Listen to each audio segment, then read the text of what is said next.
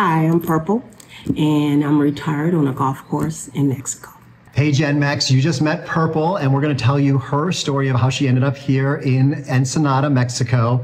But if you don't know me, I'm Brighton, and I am almost retired in Mexico.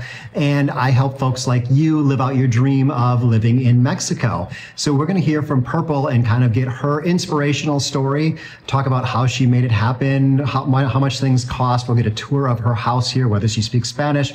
All that good stuff will be in this interview. But we're going to start where I like to start, which is the beginning of her story. How did she end up here in Mexico? So right before she moved here, what was going on in her life? I was living in Chicago, and Chicago gets really cold in the winter. And I think in 2022, I said, that's my last winter. I'm not being cold again. And so I tried to figure out where I was going to go. Mexico was a consideration. It was on a short list. And I ended up here because I had 2 dogs that were elderly that wouldn't fit going in the belly of a plane. Okay, I've already met Oreo. He came out to greet me when I arrived, but I want to dig a little bit deeper as to choosing Ensenada for a location, because Mexico's a big place. Let's hear why this specific spot in Mexico. The truth of the matter is, I've always liked the West Coast. I had considered moving to California, LA, San Diego, even Santa Barbara. However, if I moved there, I would be house poor. I would not be able to travel and enjoy life the way I like to enjoy. So I was like, well, let me just go south of the border. And TJ, I didn't want to go there. I wanted to go a little further down. There's a lot of traffic and things in TJ. And so I came doing it to explore. And I drove down to Ensenada, and I liked it. It's a nice little port town, not too busy, but enough of an infrastructure to live that, because I'm from a big city. That's how Ensenada became home. If you're considering moving to Ensenada or another part of Mexico, let me share a game changer and the sponsor of this video, the Complete Mexico Relocation Guide. It will save you a lot of time, energy, and headaches. The Complete Mexico Relocation Guide is an easy-to-follow online guide that gives you the most important basic steps for moving to Mexico. It's also written by several experts and is consistently being kept up to date. So it doesn't matter if you're moving in 2 years or in 2 months, you can count on the information being up to date. What I really like is that you get lifetime access to the guide, and because it's online, you only need your login and a password to access it from any device as long as you have Wi-Fi or internet access. One thing that I've learned in my years of living in Mexico is that bureaucracy can be a nightmare to deal with, even if you speak Spanish. Another nice bonus of the guide is that it also includes a directory of vetted contacts across Mexico that can help make your move a lot easier. They'll give you the list of recommended contacts in Ensenada and across other cities in Mexico, such as immigration facilitators, realtors, insurance agents, drivers who can bring you and your pets to Mexico, international moving companies, Medicare Advantage brokers for people from the US, and more. And if you're planning a scouting trip before moving to Ensenada or somewhere else in Mexico, they offer private relocation tours to 60+ cities across Mexico. And unlike a tourist tour, a relocation tour focuses on the ins and outs of what living as a local would be like in that city. They have a ton of positive reviews online, so check them out. Plus, they're offering you $50 off for the first 72 hours after this video is published if you use my referral link and the coupon code below. Now let's get back to Ensenada and Purple. Ensenada is just about 1 hour from the US border, so let's hear how often she returns to the US and why. Well, I go back to the United States, I would say like once every 6 weeks. I do see doctors there. Not that doctors here aren't good. I have seen them, but I know that system better in the United States. I got to go to Trader Joe's. There is no Trader Joe's in Ensenada, and I love Trader Joe's. And I have to get my hair locked. They don't have locticians for African-American hair that I can find in Ensenada. So I go shopping. I've gone to the zoo. And of course, when I get on a plane to go someplace, I tend to leave from San Diego. So I would say about once every 6 weeks. Yeah, the San Diego airport is very convenient. There's actually an airport in Tijuana that is on the border. I flew into San Diego this time because I was able to get a direct flight from Portland to San Diego. And then it was about an hour-long transit ride to the border. And then I was able to just walk straight across the border and then catch an Uber on this side outside and I got a car. So I'm actually going to make a video about that car experience because renting a car in Mexico can be tricky. You can get stuck in the insurance trap. There's definitely an insurance trap. So that'll be in one of these corners up here if that one's available. So Purple retired at age 49, and I would love to know how she made that happen. How I retired at 49. Well, let me give you a little backstory. I don't marry too well, but I divorce really good. And so my last divorce, I was 49 years old and I didn't have to work anymore. So I've always worked for the government in a management capacity. So I was like, might as well retire and travel the world. And so that's what I did. I was really fortunate. My life events just happened upon this. It's not customary for someone to retire at 49. I just got lucky. So it's funny, I've heard that twice now in my videos, divorcing well. And I've got another video from Puerto Vallarta, and I cannot remember her name, but that video will be up in the corner here too, so you can check that one out. Someone who divorced well and then bought an apartment building she lives in and then rents out the other floors in the Puerto Vallarta area.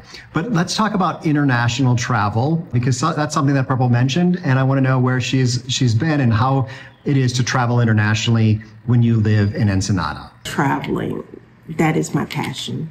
I've been to all continents with the exception of Antarctica. I don't think I'm going there. It's cold there, right? So basically what I do when I'm traveling from Ensenada, first I have to have a dog sitter come watch my dogs. So I fly this gentleman in from Ohio. He stays at my house. I met him through a neighbor here. I have a whole family here. I have to tell you about them. They are something else. But anyway, he comes and he watches my dog while I travel. So I leave between 2 and 3 weeks. My last trip was to Ghana and Sierra Leone. I've been all over, like so many countries I can't keep track. I'm scheduled to go to Sri Lanka in January, and I'm looking forward to that. But yeah, so I basically what I do is rent a car, rent a driver. A driver comes, picks me up, drops me off at San Diego Airport, get on a plane, jet, go wherever I want to go, have them there to pick me up when I come back, easy peasy. Mexico is definitely less expensive than the United States, and it's something that people often use that as a reason to move to Mexico, but I have a feeling that economics wasn't a huge portion of the decision for Purple to live here. So I want to know some about the economic side of things and also about kind of the reason for living here. Well, truth of the matter is, every time I went to another country, I would say, I could live here. This would be so much better. And I kept saying that. So I was like, I'm going to leave the United States. I grew up in the 60s. I was part of the civil rights movement. Now, that is what most people know about the 60s, but the 60s in the United States was quite different. There was a sense of family, a sense of community, a sense of belonging, and I longed for that. And when I came to visit Mexico, because I've been to different places visiting Mexico, I was always welcomed and hugged and appreciated. And that's why I chose Mexico, because it reminds me of the time when I was growing up in the 60s, when everybody who couldn't walk down the street was out having a conversation with someone. And at this stage in my life, when everything is slowing down and I'm easygoing, I haven't always been easygoing, but I'm pretty easygoing now. I appreciate smelling the flowers. The truth of the matter is, I knew that things were less expensive in Mexico. I mean, this is outrageous. I'm telling y'all the greatest kept secret. I live here in the house. It costs $1,300 a month, US dollars a month, which is not that pricey. My mortgage, so my house in Chicago, my mortgage was more than that. My light bill is $20 a month. My water bill is $7 to $10 a month, depending on how many plants I water. I can live here under $2,000 a month, which gives me plenty of extra money for traveling. So that's what I like. But I had no idea things were that, I'm not saying cheap, because it's not cheap, it's just inexpensive. And That means things don't have to cost like they cost in the United States. We don't have to tolerate what we tolerate. So I don't know if you're going to keep that in there, but I could be a little political. I'm trying to be good. Example, I got Invisaligns. I waited till I was 60 something to get braces, right? And it was less expensive. I tripped and I fell and I sprained my ankle. And I was like, I need to go get that check, right? The x-ray cost $32. An x-ray cost $32. I was like, well, what do I have to go back to the United States for besides Trader Joe's? So I want to switch gears a little bit and talk about the community here. And this is a golf course community. Let's hear about the community and then zoom in on her place and get a little tour of what she gets for $1,300 a month. The community is the best part of this golf course. I would say that 70% of the residents here are gringos. Not necessarily from the United States, because we have people from other places. And we have about 30% of native-born Mexicans here, and some of them are married to a gringo. Most people are retired. I would say about 80% of the people are retired. We have, let me tell you, we have a party every week. There's a birthday, there's a wedding. Nancy and Kevin, shout out to them. Please put this in there. They just got married on the 5th of July. Congratulations. Congratulations. Okay, so we had a wedding. We had breakfast after the wedding. We had a 4th of July party. Any old reason to party, that's what we do. So our social calendar is full. We play cards. The age group is from maybe 50 to 85. Some people don't live here full time. Some people just visit, seasonally. They have houses. You can buy or rent houses. There are Airbnbs on property. When they have the Baja 500 or 1,000, many people rent properties here. Like there's a golf course. I don't play golf. But there's a pool, there's a activity room. You can play ping pong, just whatever you want to do. It's really a good place to live. I find it so. And the cost of a round of golf is $70 US, and there's additional deals if you buy more or you are a member. And it's a gated community. I had to go through the gate and tell them who I was and who I was coming to see before I could get through. And it's really, it's a little bit, it's like stretched out around the golf course, and Purple's Place is right here on the golf course. So yeah, let's hear a little bit more about the community and then zoom into the house. Yes, it's secure. And that's something that my family was really concerned about moving to Mexico. Everybody thinks that Mexico is so dangerous. I'm from Chicago. Come on. Really?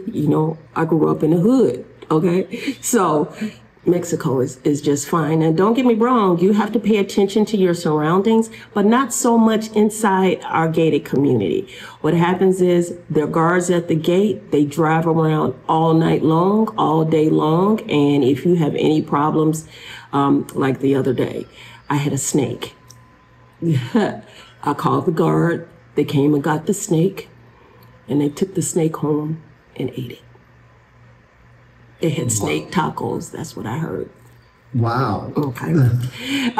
So, we're in a different place now. I'm not in Kansas anymore. I have one of the smaller houses in the community because it's, most of the time it's just me. You come into the door, right over here is Oreo's room. That's my dog, Oreo Cookie. He sits out and looks out the window and talks to people as they go past. I have a bathroom, a full bath. Across from there is another bedroom that I use as a painting studio and basically a catch-all until somebody's coming to visit. Then I go clean it up and it becomes a guest room.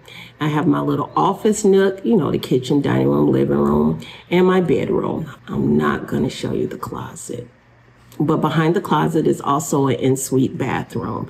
Typically, many times there are no bathtubs in Mexico. There's mostly showers, and both of my bathrooms only have showers. My favorite part of this particular house is my patio and my flowers. I go out every morning, have my cup of coffee, talk to my hummingbirds, just living a retired life. Yes, that is definitely a retirement dream. For me, it would be tea, but out on the veranda, looking over the water in La Paz. That is my place for my morning tea with Kat. Also, just wanted to mention this. I thought of this morning is Kat never appears in these videos where I'm doing interviews, and that's because Kat doesn't travel with me when I do interviews. So just for the record here, it is the middle of July and I'm down in Mexico for about a week and I've got 20 interviews scheduled. So I have a pretty strict schedule while I'm here in Mexico, and Kat does not want to be part of that. She wants to kind of laze around and do things together. And I'm usually running from place to place to place. So that's why she doesn't appear in these YouTube videos. But speaking of YouTube, you can find Purple on YouTube. So let's hear a little bit about that before we talk about Spanish. So I have a new YouTube channel, Life in Purple. My picture's on there. My family will say, Purple, what are you doing? Where are you going? And it helps keeps us connected. And when they come and visit, they always want to do whatever they saw me doing on my videos. So it's Life in Purple. I speak a little Spanish. So recently, okay, let me tell you, this has been a journey. When I got here, all I knew was like, hola. I found it mentally exhausting to go into the community. Even though you don't have to speak Spanish here, everybody speaks Spanish. Now I'm ready and settled enough to learn Spanish. So me and maybe 6 other residents who reside here. There's a teacher that comes once a week. We spend 2 hours learning Spanish. We go out into the community and practice our Spanish, and we can butcher it, but we're trying. And what I find is that natives in any country, if they see you trying, they're going to help you. All right. And they want to practice their English. So it's sometimes it's hard, but I'm learning. So we have a teacher that actually comes in and teaches us. And so I can understand it a lot better than I can speak it, but it was difficult at first. If I would suggest anything, if you're going to move to Mexico or any other country, learn their language just a little bit. So now that I'm settled and I'm not worried about buying furniture, because I had to find furniture, I drove here from Chicago, and I had nothing but what was in my car, and I moved into unfurnished houses, right? So I spent a lot of time in the community buying and getting acclimated. I would suggest that you learn the language. Now, you don't have to. You can manage, but I think it'll be a lot simpler. And one more, I'm a psychologist by trade. I don't think I've said that. And one other thing that I suggest is that whatever you got going on in your life, whatever demons that you need to address, anything on the inside, moving to someplace else is not going to change that. It'll change it for the first 3 months, but then all of those things that you may have been running from will be right where you are. All right. So work on yourself to make yourself a complete person and be happy with yourself that you're happy wherever you are. Well, there you go. You got the tips that I normally end the video with. Also, definitely work on learning Spanish. There's lots of Spanish resources on YouTube. There's Duolingo, which is I think Duolingo is more of a vocabulary learning site, I think, than it is about grammar. RuPaul has a great course. I've listened to a couple of his videos, but people definitely rave about learning Spanish through his stuff. So actually, I'm going to put a RuPaul video down here. So his Spanish videos. And then up here are going to be more videos from foreigners who are making it happen, who are living the life in Mexico. So from Ensenada, wish you were here. Hasta luego.